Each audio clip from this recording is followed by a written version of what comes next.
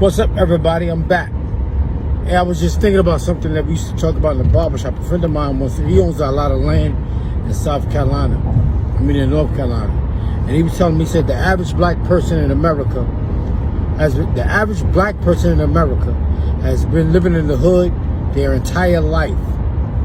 And you can buy everything they own for $10,000. Something to think about. And some people might get mad at me for saying that, but well, most black people in America live in the hood. Most black people in America live in the inner cities of America. And you ever thought about it? Most black neighborhoods are near highways or highway overpasses. You ever thought about that? I used to say housing projects, but it's black neighborhoods in general. But you do have a lot of housing projects that are by highways.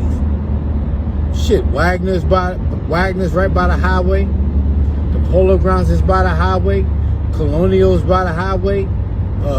Lincoln is by the highway. Them projects on 135th Street, I don't know the name of them, but that's like 2 or 3 blocks from the highway. I know when I used to live in Patterson, New Jersey, when I was boxing, you had the Alabama projects right by the highway. You had CCP projects right by the highway. I know when I was in North Carolina, in New Bern, North Carolina, they got housing projects right by the highway.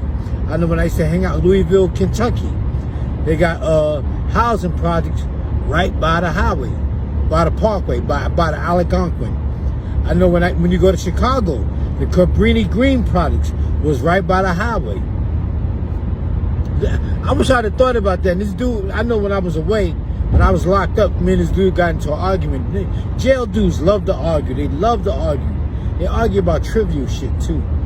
But I remember he was trying to tell me it wasn't, saying that most housing projects are not by highways, but quite a few are by the highway or highway overpasses. I know when you drive through by the airport in Newton, New Jersey, they used to have housing projects over there.